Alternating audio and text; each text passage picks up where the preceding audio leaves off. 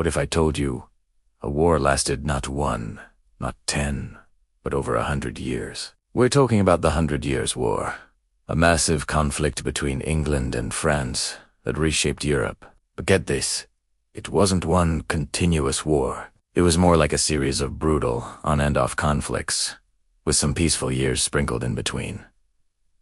So, how did this epic struggle even begin? It all boils down to 3 things: land, the throne, and money. For centuries, English kings held land in France, which made them vassals to the French king.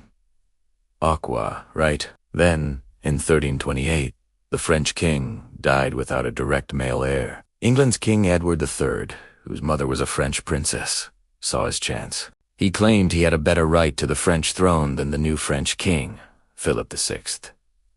France disagreed, of course, and Philip confiscated Edward's French lands. Edward's response? He declared war. It was on. The first phase kicked off with stunning English victories at the Battle of Crécy in 1346 and later at Poitiers in 1356. The English longbow proved devastatingly effective against French knights. The English even captured the French king, John II, at Poitiers. This led to a treaty that gave England huge chunks of French territory. It looked like England was winning, big time. But just as things were heating up, a far more deadly enemy arrived for everyone: the Black Death. The plague wiped out a huge portion of the population, putting the war on a temporary, grim pause. After the plague, France started to make a comeback under their clever king, Charles V. He avoided big, risky battles, and instead used guerrilla tactics to slowly chip away at English territory. By the time he died, France had reclaimed most of what they had lost. But the peace didn't last. Both kingdoms were dealing with internal casus, mad kings, and power-hungry nobles. This instability set the stage for the war's most famous chapter. Enter England's legendary warrior king, Henry V. He reignited the war, and in 1415, achieved one of history's most famous victories at the Battle of Agen. Outnumbered and exhausted, his English army crushed the French forces. Henry V was so successful that he forced the French to sign a treaty naming him the heir to the French throne.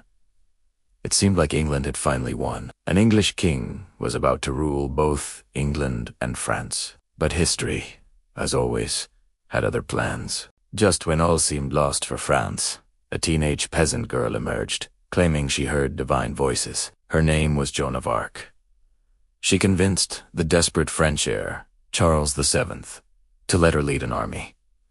And incredibly, she did. In 1429, she lifted the siege of Orleans, a massive turning point. Her victories boosted French morale sky high and turned the tide of the war.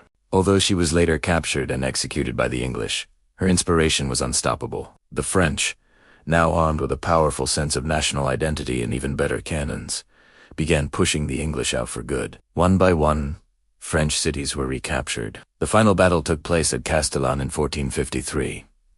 French artillery smashed the English forces, marking the end of the war. After 116 years of conflict, the English had lost all their French territories except for the small port of Calais.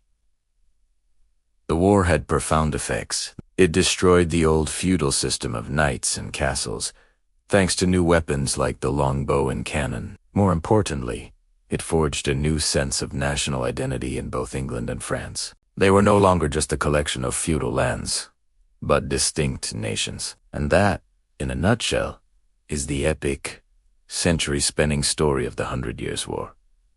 Thanks for watching, and don't forget to like and subscribe for more history explained.